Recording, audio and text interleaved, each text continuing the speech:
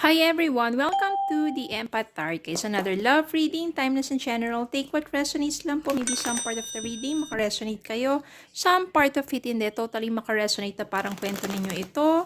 O may mga salita na dyan na talagang tagos sa puso ninyo. Tingnan natin kung anong ating love connections ngayon, lessons in life and guidance na mababatid sa reading na ito.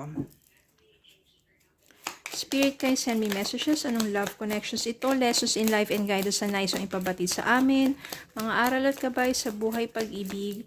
Spirit guides, send me messages. Anong love connections ito? Lessons in life and guidance ang nais ang ipabatid sa amin. Mga aral at gabay sa buhay pag-ibig. Relationship.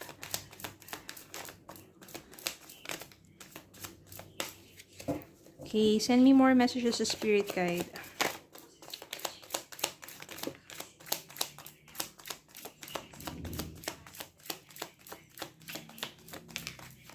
Okay. So, we have here Five of Pentacles, Temperance, King of Pentacles, the Devil, Six of Swords, Four of Swords, Two of Swords, Three of Swords, Two of Cups. Malakas po dito ang energy ng mga air sign, mga swords kasi. Six of Swords, Four, Two of Swords, Three of Swords. Yan. So, masasabi ko dito na maybe because of the Devil and Three of Swords, maaring nagdaan ka sa isang relasyon na sobrang toxic. Masyado ka na manipulate ng person mo. Ibig sabihin niya, minsan sunod-sunuran ka na lang sa sinasabi niya, napapaniwala ka niya sa mga sinasabi niya kasi napapaikot ka niya. The Devil dito means manipulation. Then eventually, nangyari sa inyo, Three of Swords, tuluyan mo na nabuko lahat ng mga kasinungalingan niya, hindi pala talaga siya totoo sa'yo. Nung pinapaikot-ikot ka lang niya, sabihin na ikaw lang, wala naman siyang iba, pero ang totoo marami pala. Pati pera, ganun din, kasi nandito si Five of Pentacles. Maaring ginamit ka lang din ng taong to para sa pera. Kaya ka nga niya, parang, ang ginawa kasi niya parang hinayaan niyang mahulog ng gusto yung loob mo sa kanya. And that's the time na yung hulog na hulog ka na. Diba? In love ka sa taong to. Kung ano yung mga sinasabi niya. Especially pagdating sa money. Di mo na mamalayan sarili mo, bigay lang ng bigay sa kanya. No? Pero ang totoo niyan, you are being manipulated by this person. Kaya, ang nangyari, nang na-realize mo na niloloko ka lang ng taong to, wala na, wala ka na. Ang dami na niya nakuha sa iyo eh. Halos lahat na eh. Kaya naman, mahirap talaga.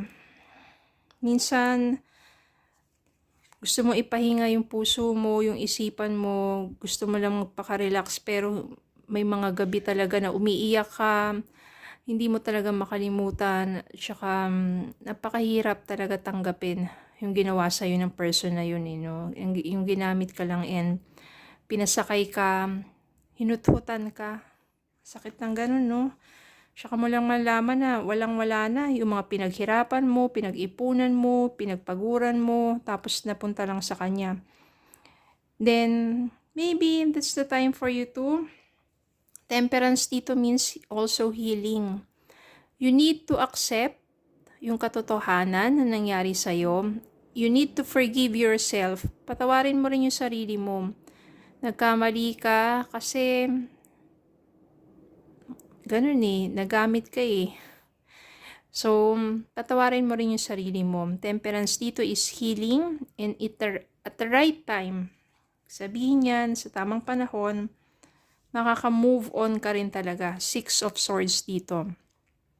Makaka-move forward ka sa buhay mo when you accept the truth na talagang wala na kayo ng person na yun at hindi ka naman talaga niya minahal. You have to accept the truth na naging mahina ka and you have to forgive yourself.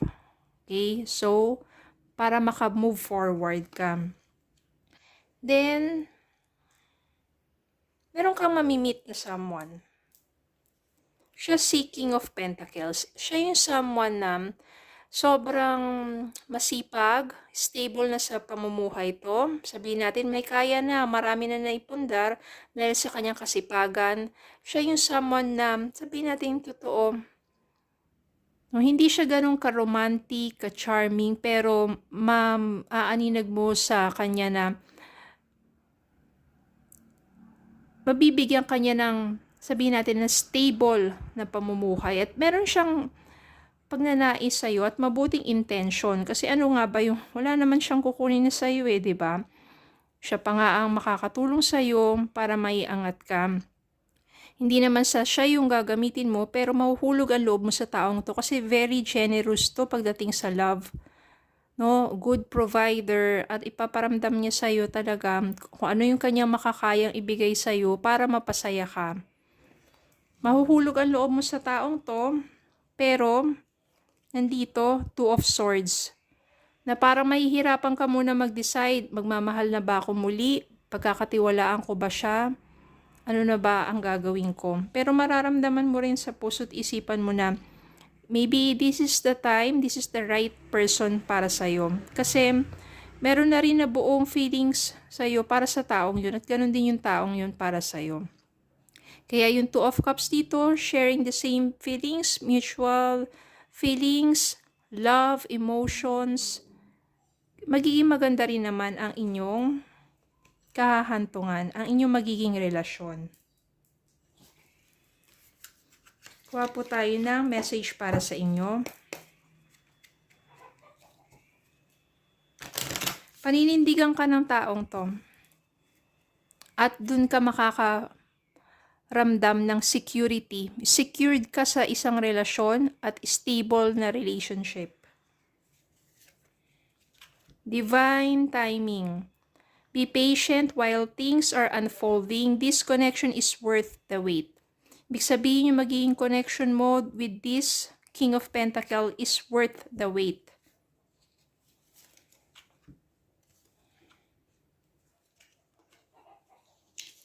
Ito, beware of codependency. Ito yung isang paalala sa inyo na addictive behaviors are affecting your romantic life.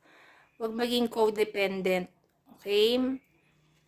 In order to avoid yung mga pagiging toxic na relasyon.